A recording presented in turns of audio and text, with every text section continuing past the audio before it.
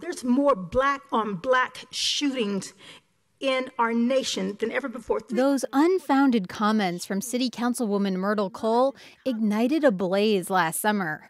Cole represents District 4, which includes Southeast San Diego and has the largest percentage of African Americans in the city.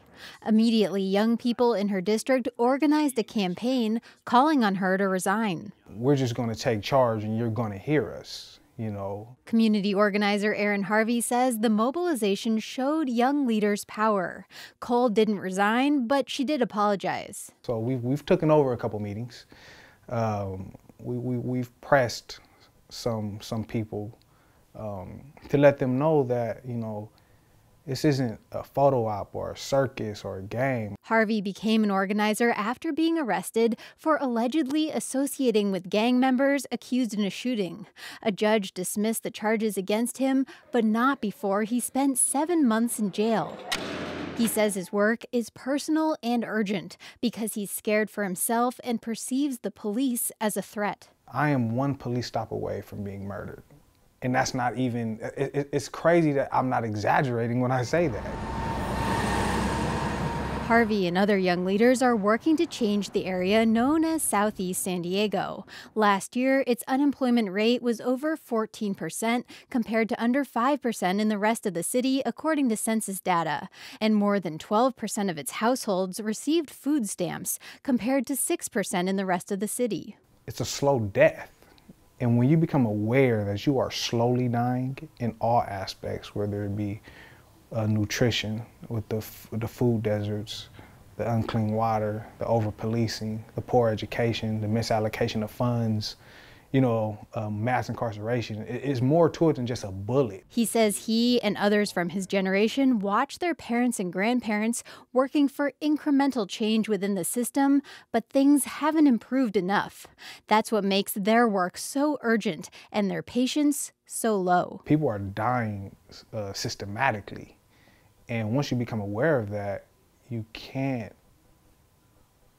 There's something in you that just won't allow you to be quiet. So we're gonna start. Armand King shares that frustration. He grew up in Southeast San Diego, got involved with gangs, and spent time in jail. What was lacking from my life? What could have deterred me into a better direction? What could have made me not be starting over at 30 years old? What? And you know, it was the lack of a quality mentor. So he started a nonprofit that teaches culinary and business skills. He says his generation aims to fill the voids in their community by becoming activists and establishing programs. I've seen in recent days, like maybe older pastors that have been around forever just almost get corrected by this young generation, because it's not about that. It's not about going along with the norm. It's not about, okay, I fighting over grants, and it's not about that. It's about the people, and the people have been suffering. The help has not been there. There's a church on every corner in Southeast San Diego.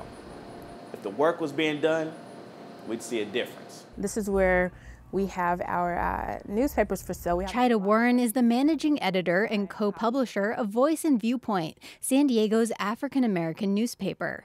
She runs the paper with her father and says her generation shouldn't ignore the work their elders have done. You don't always have to reinvent the wheel, but if you know your history in terms of how organization took place, how organized, how groups got together and organized their thoughts and their causes, I think that might be one key thing that's missing consistently. She says her parents' generation has improved the community and points to the civil rights movement as a time of big change. She says today's activists could consider taking a page from the past. I think right now there's so much energy involved in issues that are taking place that people really want to all kind of rush to the front and tackle it. They want to see change immediately, but you know, change takes time. It's easier for somebody who's not catching hell to say incremental change, or be patient, or play the game.